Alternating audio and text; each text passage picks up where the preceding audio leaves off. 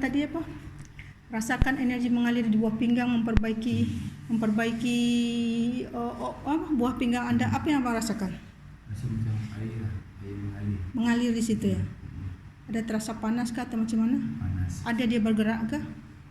Ini tak kira lah, cuma Ada terasa. Biasanya terasa atau macam mana biasanya kalau diketok tu ada terasa kah atau macam mana? Kalau selama ni perasaan ini betul tak ada apa-apa, tak rasa apa-apa. tak rasa apa, dia sudah kebas, sudah mati. Sel dia tu sudah tak berfungsi. Sekarang coba bang tekan. Sudah ada terasa, sudah hidup.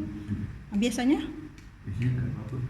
biasanya kalau diketok pun tak rasa ya, dia kebas ya.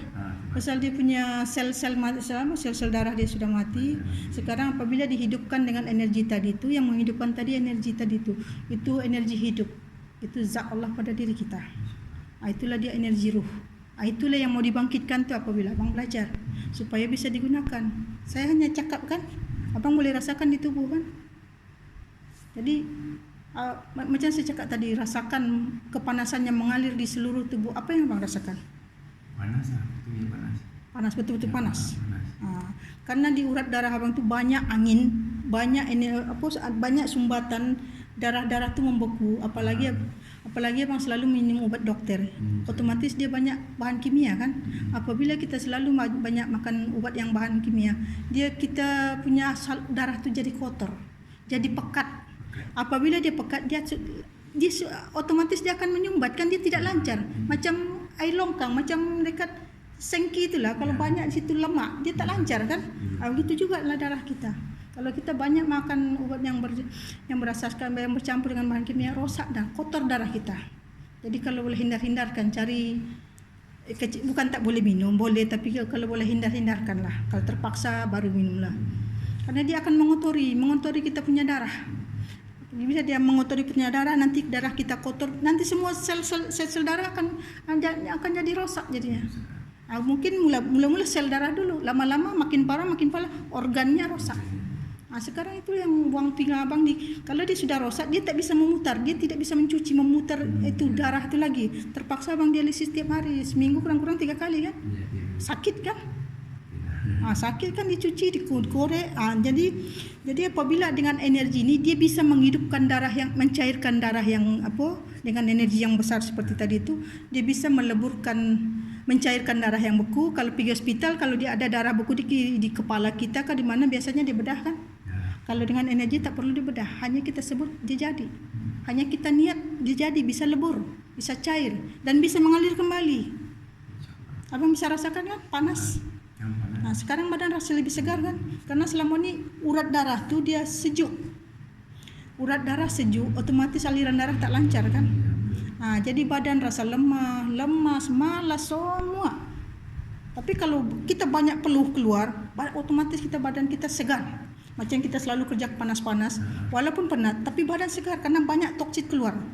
Tapi kalau toksit tak keluar, badan kita lemah. Banyak angin. Orang cakap banyak angin, sebenarnya banyak hantu dalam urat darah tu. Jadi apa yang abang rasakan selepas di hipnoterapi? Ada perbezaan. Ada lebih ringan dah? Ringan lah, badan ringan, lebih segar tak? Segar lah, cuma kaki ni pernah sakit tadi ya. Ya. Itu baru sekali. Patutnya tadi saya lupa tadi. Kalau luruskan tadi bisa bisa dialirkan balik apanya.